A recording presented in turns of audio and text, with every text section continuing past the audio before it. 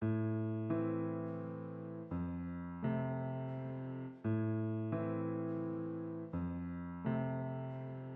pays sont à présent tous d'accord pour dire que la Terre se réchauffe. C'est à cause de la pollution que la température augmente de quelques degrés par siècle. On distingue la météo qui nous donne l'état du temps présent du climat qui peut être étudié sur de longues périodes, 30 ans par exemple.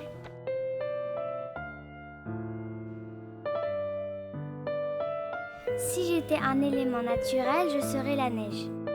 C'est doux, c'est froid. Et aussi parce que je suis un peu blanche. Si j'étais un élément naturel, j'aimerais être le vent parce que le vent, ça part partout et j'aime bien découvrir des nouveaux horizons. Quand je suis très énervée, je me transforme en volcan parce que si j'étais un élément naturel, je serais le sable parce que le sable c'est cool, c'est zen, mais quand je suis énervée, ça fait une tempête. Je serais l'eau parce que l'eau elle est un peu partout dans le monde. C'est la pluie et parce que mes yeux sont un peu bleus. Si je suis un élément naturel, je serai les nuages parce que les nuages me couvrent le soleil et j'aime pas trop le soleil. L'élément naturel que j'aimerais être, ce serait la rose car elle est majestueuse et douce. L'élément naturel que j'aimerais être, c'est l'arbre parce que j'aime le vert, parce qu'il est grand et il nous donne de l'oxygène.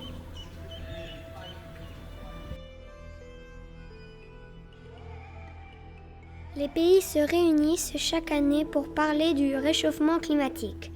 En décembre 2015, c'était la 21e fois la COP 21. L'objectif de la COP 21 est de freiner l'augmentation de la température, passer de plus 4 degrés à plus 2 degrés d'ici 2100. Il faudrait pour cela limiter l'utilisation des machines qui produisent des gaz polluants comme le CO2, qui accentue l'effet de serre et ainsi réchauffe notre planète. Il est urgent d'intervenir car certaines conséquences sont déjà produites. Et nous en sommes aujourd'hui les témoins.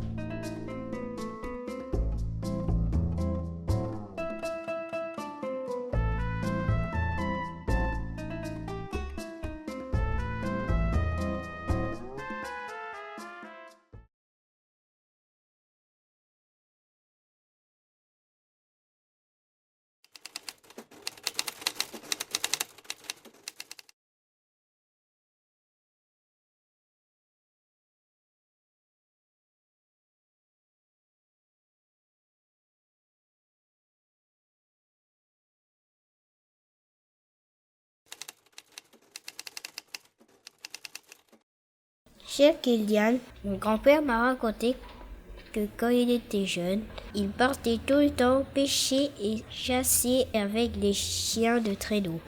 Mais aujourd'hui, la glace est en train de fondre. Elle devient de plus en plus fragile. Du coup, on peut de moins en moins se déplacer ou aller chercher des blocs de glace pour avoir de l'eau.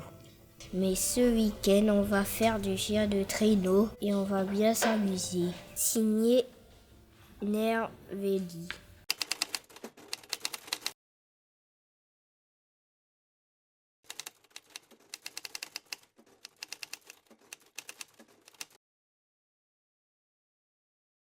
Cher Sabira, je t'écris de Madagascar. Notre pays est très touché par le changement climatique. Mes parents sont des producteurs de riz, mais il fait de plus en plus chaud et il n'y a pas assez d'eau, ce qui abîme les cultures. Nous mangeons beaucoup de manioc et parfois on est obligé de manger des fruits de cactus pas encore mûrs. Je fais partie d'un groupe de filles qui sensibilisent leur village au changement climatique. On encourage notre communauté à mieux protéger la forêt. Le Sud est régulièrement touché par des problèmes de sécheresse, mais la situation cette année est jugée particulièrement préoccupante. Une grande sécheresse menace la sécurité alimentaire.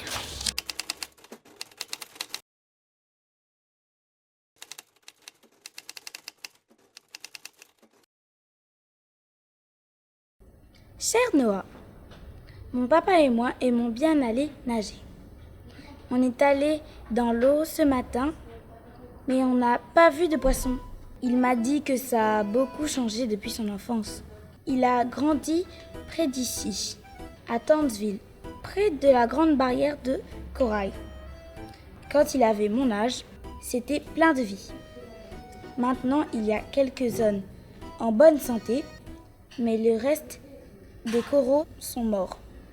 Avec l'augmentation de la température, les coraux sont blancs et le CO2 de l'air qui se dissout dans les océans fait que l'eau devient plus acide comme du citron et ça abîme les coraux.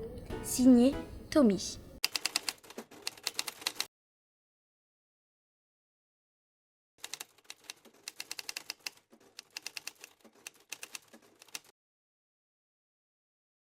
Cher Jade, je t'écris de Dhaka, la capitale du Bangladesh.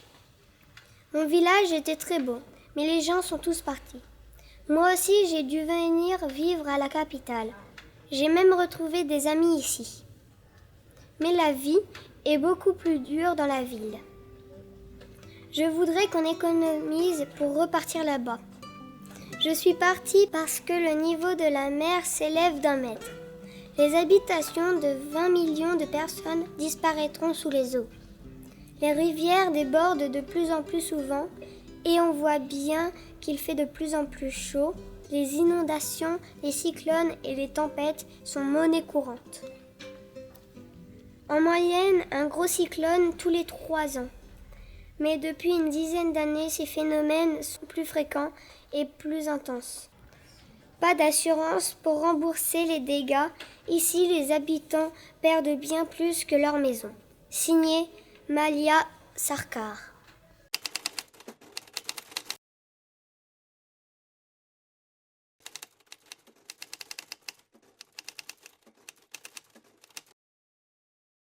Cher Prudentia, je t'écris de la Martinique. Ici, depuis quelques années, on est envahi par des algues émettent des gaz toxiques qui sont dangereux pour la santé et pour les animaux. Les anciens marins traversent déjà la mer des Sargasses, mais elles ont proliféré et se sont développées. L'augmentation de la température des océans serait une des causes. Et tu sais, la vie des animaux marins pourrait être en danger. Cette année, on dirait que c'est encore pire. Ça fait longtemps qu'on n'est pas allé se baigner.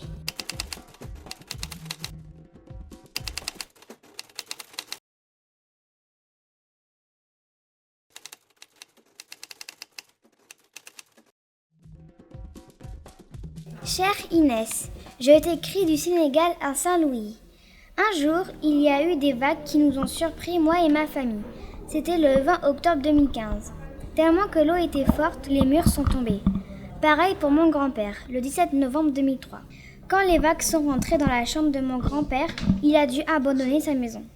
Mon grand-père était le chef du village de Mbabadieye que la mer a emporté en 2003. Si la mer continue à monter, elle risque d'emporter tout le patrimoine de notre ville.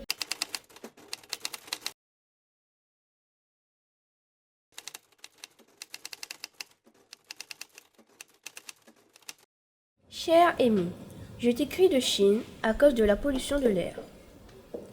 Nous sommes le 8 décembre, alors que j'étais à l'école, on nous annonce qu'il faut que nous évacuions notre salle car l'alerte rouge a été mise en place parce que l'air est malsain. L'air est pollué, nous devions rester chez nous pendant 3 jours.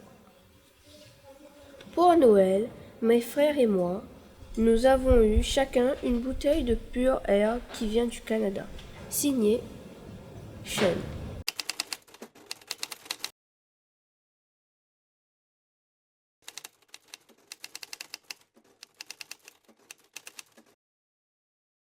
Le 9 décembre 2015, Chennai. Chère Sophie, je t'écris de Chennai, en Inde. pour te dire que des inondations s'est produit.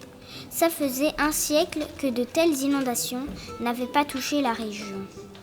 Chennai est devenue une petite île. Les bidonvilles ont été engloutis. Près de 300 personnes ont péri. Un avion a été emporté par les flots à Chennai. Pendant plusieurs jours, les pistes étaient submergées.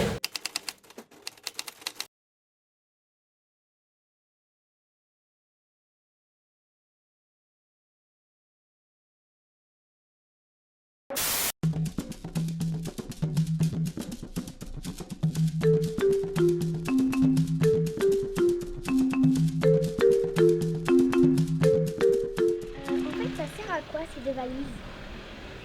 En fait, ces deux valises, ça sert pour les cyclones et les tempêtes et pour les inondations. C'est des sortes de maisons. Enfin, c'est des maisons.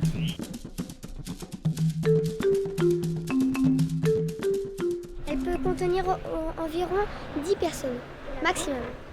Et maximum pour la grande, 20 personnes. Pour ouvrir les deux, il y a ce bouton-là, pour ouvrir les deux.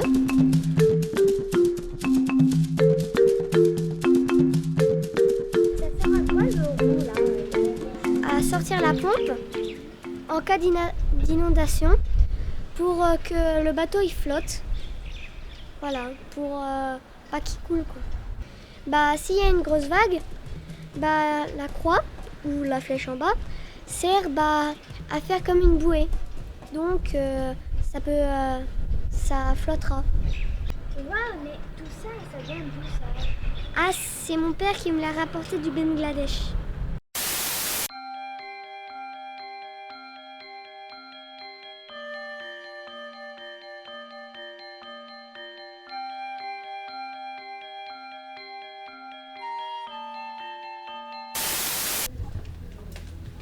Salut Sean, je suis à La Réunion, je suis Amy, à Saint-Denis. Ici, l'air est de plus en plus pollué. Si nous voulons sentir, nous devons nous promener avec cette bonbonne d'oxygène, ou sinon nous mourrons.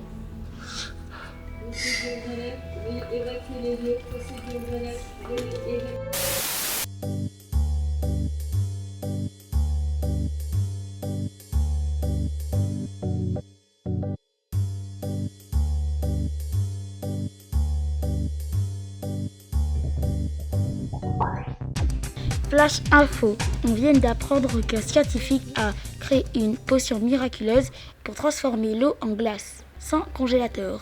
Il semblerait qu'on ait un jour espoir pour revoir notre défunte banquise.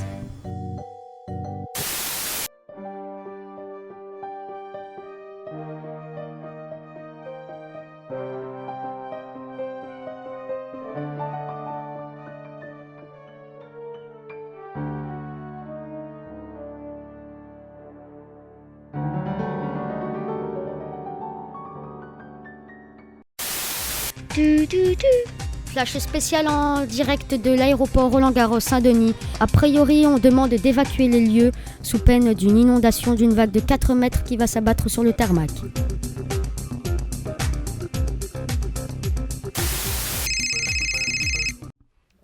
Allô Tommy, c'est moi Noah, j'ai bien reçu ta lettre.